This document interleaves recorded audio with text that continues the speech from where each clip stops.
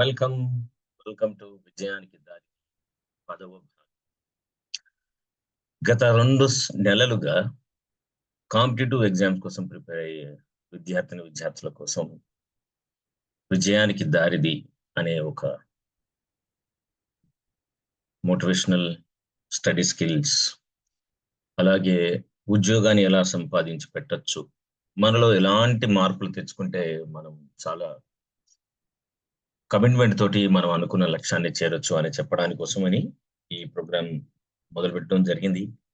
దీనిలో IAS officers, IRS, తర్వాత IPS ఆఫీసర్లతోటి వాళ్ళు ఆ ఉద్యోగాన్ని ఎలా సాధించారు, ఎంత కమిట్మెంట్ తోటి వాళ్ళు అనుకున్న లక్ష్యాన్ని చేరువగా వాళ్ళు ఎఫర్ట్ పెట్టారనే విషయాల గురించి కూడా ఎవ్రీ వారం ఇంటరాక్షన్ సెషన్స్ కూడా పెడుతూ ఉన్నాం. కాబట్టి దయచేసి విద్యార్థులందరూ ఈ అవకాశాన్ని ఉపయోగించుకుంటారనే ఉద్దేశంతో మీకోసం, కేవలం మీకోసం, ఊర్లలో ఉండి ప్రిపేర్ అవుతున్న వాళ్ళందరికీ హైదరాబాద్కి వచ్చి మాలాంటి ప్రొఫెషనల్ కలవడం కష్టం కాబట్టి వాళ్లకు అందుబాటులో ఉంటుందనే ఉద్దేశంతో ఈ కార్యక్రమాన్ని మేము మొదలుపెట్టాం. వేలాది మంది విద్యార్థులు దీన్ని ఉపయోగించుకుంటున్నారు, చాలా సంతోషం. కొన్ని కోచింగ్ సెంటర్లో ఈ ఇంటర్వ్యూస్ ని వాళ్ళు క్లాస్ రూమ్ లో డిస్ప్లే చేసి వింటున్నట్టు ఫోన్ చేసి చెప్పారు, చాలా సంతోషం. I appreciate that initiative. కాబట్టి మీరు తప్పకుండా ఈ యుఎన్మి కౌన్సిలింగ్ సెంటర్ యూట్యూబ్ ఛానల్ని సబ్స్క్రైబ్ చేయండి. ప్రతి వారం వచ్చే అప్డేట్స్ ని మీకు అందుబాటులో తీసుకొస్తాం. నెక్స్ట్ వీక్ నుంచి జపాన్ నుంచి ఇది టెలికాస్ట్ అవుతుంది. కాబట్టి అక్కడ ఉన్న సక్సెస్ఫుల్ వ్యక్తులతో కూడా మీకు ఇంటరాక్షన్ మీకోసం అందించడానికి మేము ప్రయత్నం చేస్తున్నాం. సో మనం ఈ సెషన్ లో మాట్లాడుకోవాల్సింది ఏంటంటే, మన మీద మనకు విశ్వాసం ఉంటే, బిలీఫ్ ఉంటే అది ఎంత గొప్ప విజయాన్ని సాధించపెట్టగలదని ఒక ఇన్స్పైరింగ్ స్టోరీ తోటి మనం మొదలు పెట్టవుతున్నాం. మనం ప్రతి వారం చేసినట్టుగానే మనకు ఒక మంచి మాటతోటి మనం స్టార్ట్ చేద్దాం. My success is not a result of arrogance, it's a result of our belief. మనం చాలా మంది మాట్లాడతాం కదా, నా మీద నాకు విశ్వాసం ఉంది అంటే అవతల వ్యక్తులు దాన్ని చాలా అరోగెంట్ గా, వీడికి పొగరెక్కు ఉంది, వీడు అన్ని గర్వంతో మాట్లాడుతున్నాడు అని అనిపిస్తుంది. కానీ మన మీద మనం విశ్వాసం ఉండడం అనేది అది అరోగెన్స్ కాదు, అది మన మీద మనకున్న విశ్వాసం. మనం ఏం చేయగలం, ఏం చేస్తే మనకు బాగా సక్సెస్ ని మనం సాధించగలం, అనుకున్న పనిని మనం నిరాటంకంగా చేయగలం అనే వాటి గురించి ఉన్న విశ్వాసమే మనం బిలీఫ్ అంటాం. సో మనం ట్యాగ్లైన్ కోడ్స్ ఏంటి? Liberate from old beliefs. గతం నుంచి వస్తున్న మీ ఓల్డ్ బిలీఫ్స్ అన్నిటినీ చెత్తకుపలబడింది, మీకు కొత్త బిలీఫ్ తెచ్చుకోండి. ప్రతి మనిషి పుట్టుకతోటి 10 రకాల తెలివితేటలతోటి, ఇన్ఫైనట్ మెమరీ తోటి, ఏ విషయమైనా సరే నేర్చుకోవడానికి కావాల్సిన సామర్థ్యం ఈ ప్రకృతి మనిషికి పుట్టుకతోటి వచ్చింది. కాబట్టి go with this new beliefs and create wonderful self image that you are born to be successful. And అనుకున్నది చేయడానికి మీలో ఉన్న అన్ని శక్తియుక్తులు మీకు సాయంగా ఉంటాయి. ప్లీజ్ సబ్స్క్రైబ్ యుఎన్మి counselling centre and also you just share it with your friends so that it will be more useful for you.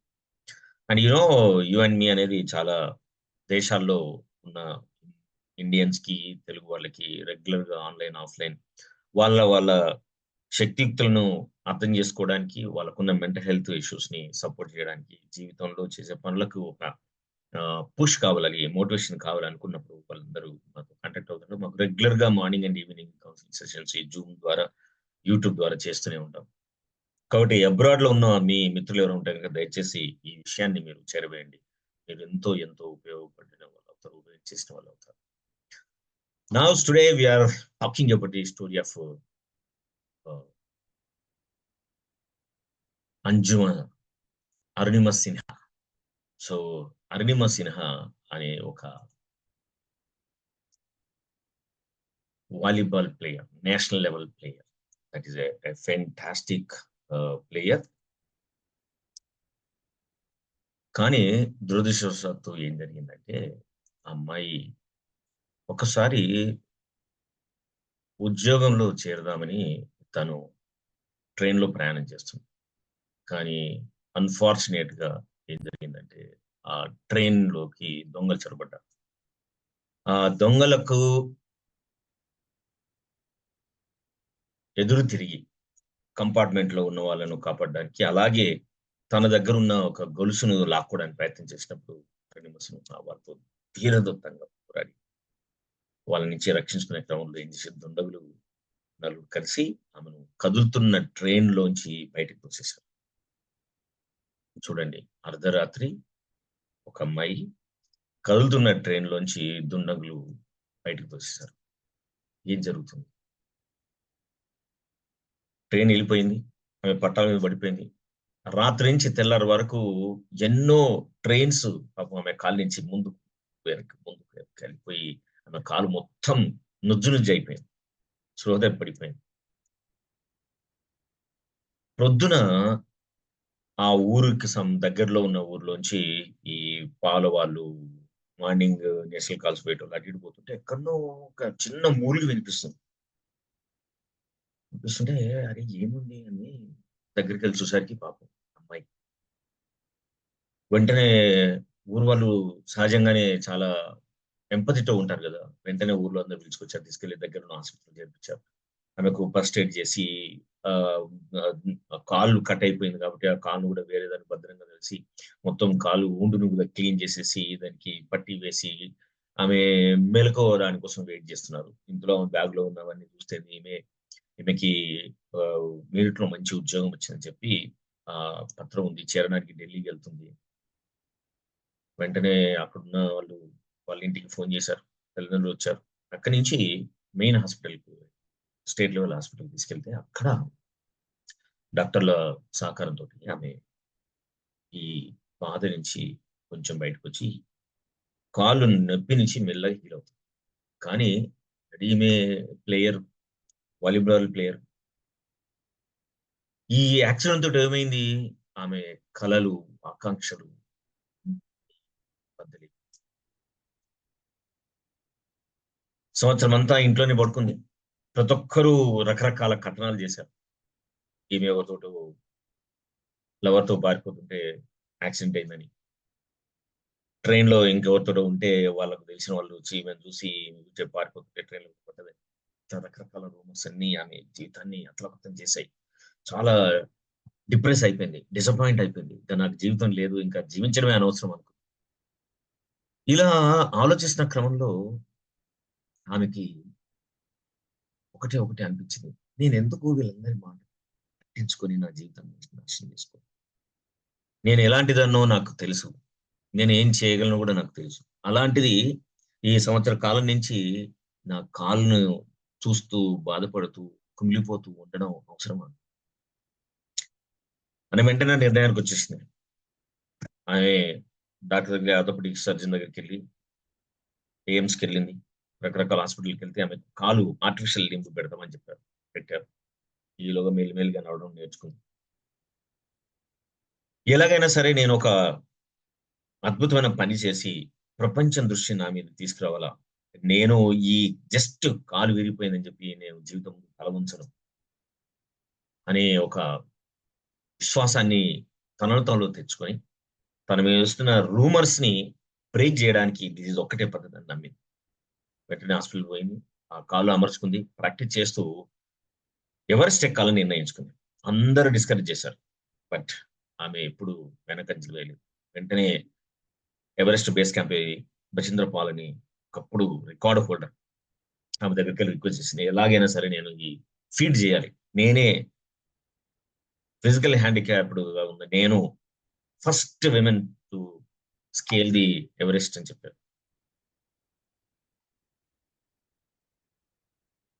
దాంతో ఆమె ట్రైనింగ్ మొదలుపెట్టింది. ట్రైనింగ్ పెట్టిన 15 రోజులకే మళ్ళీ కాళ్ళు నొప్పి వచ్చి వాచి చీము బ్లడ్ వచ్చిందంగా. చాలా రిస్క్ చేస్తున్నావు, ఇలాంటి పనులు పనికిరావు. She said no no no at any cost I have to do this అని చెప్పేసి ఆ అమ్మాయి చాలా సీరియస్ గా ప్రయత్నాలు మొదలుపెట్టింది. ప్రయత్నం మొదలుపెట్టడమే కాకుండా ఆమె అద్వితీయంగా ఆమె ఎవరెస్ట్ ఎక్కేసింది. చూడండి, ట్రైన్ యాక్సిడెంట్, ఒక షాక్, ఒక ట్రామా, తర్వాత చుట్టుపక్కల ఉన్న వాళ్ళందరి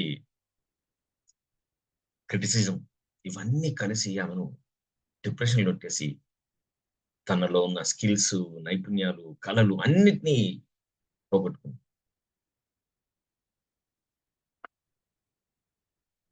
అలాంటి స్థితిలో ఆమె ఎంత గొప్ప నిర్ణయం తీసుకొచ్చాడు. ఆయన అద్భుతంగా 2011లో ఆయన ఎవరెస్ట్ శిఖరం ఎక్కేసింది. ఆయనకి ప్రపంచం అంతా జేజేలు పలికింది. ప్రైమ్ మినిస్టర్ కూడా అప్రిషియేట్ చేశారు. మళ్ళీ ఆమెకు ఉద్యోగం ఇచ్చారు. సో దీన్ని బట్టి మనకేం తెలుస్తుంది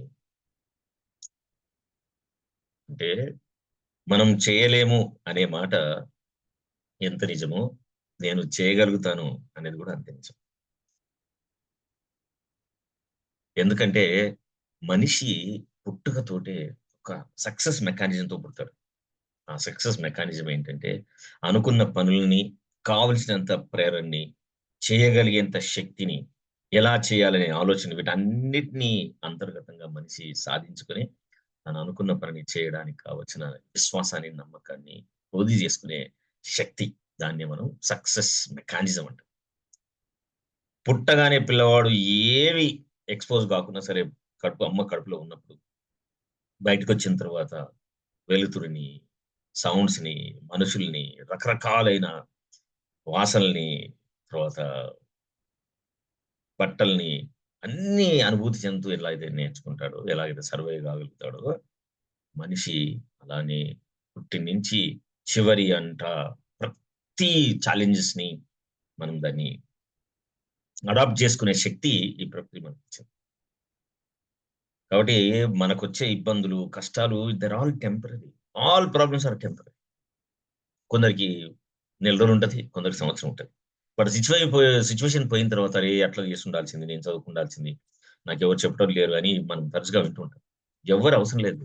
just when you are not having any parent to do parenting, become parent to yourself.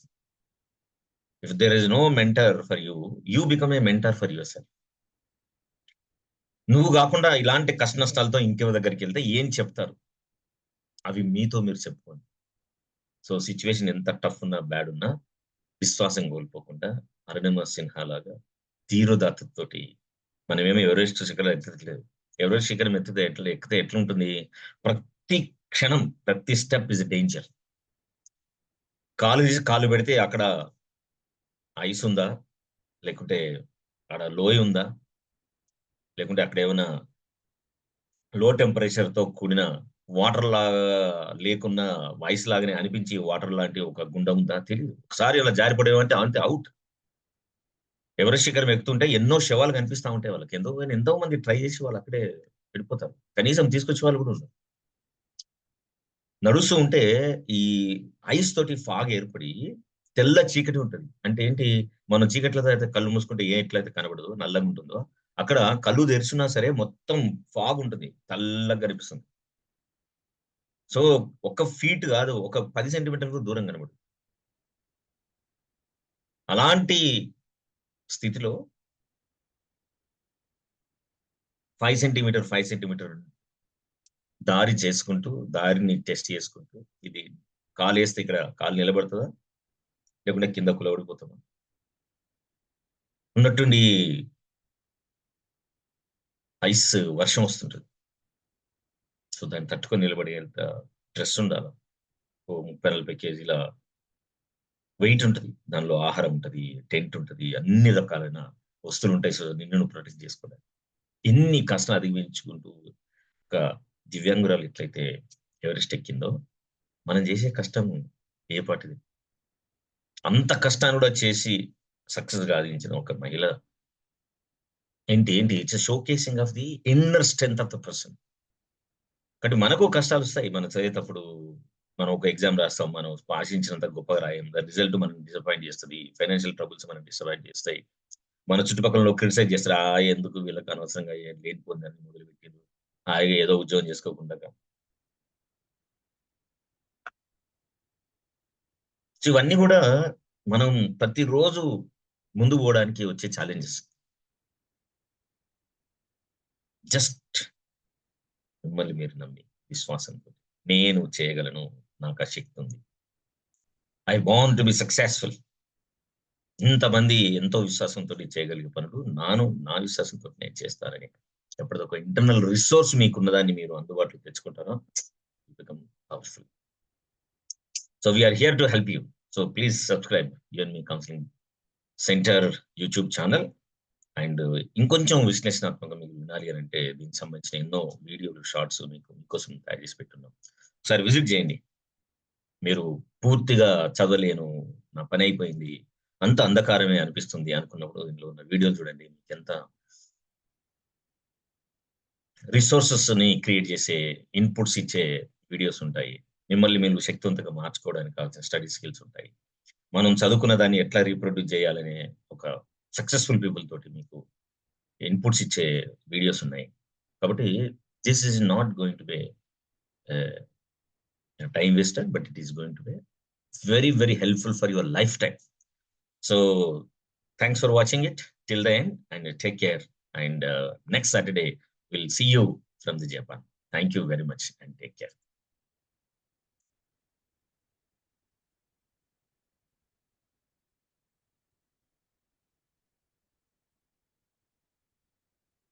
So ఇక్కడ మనం ఏం చేస్తున్నాం అంటే we are stopping this. Yeah.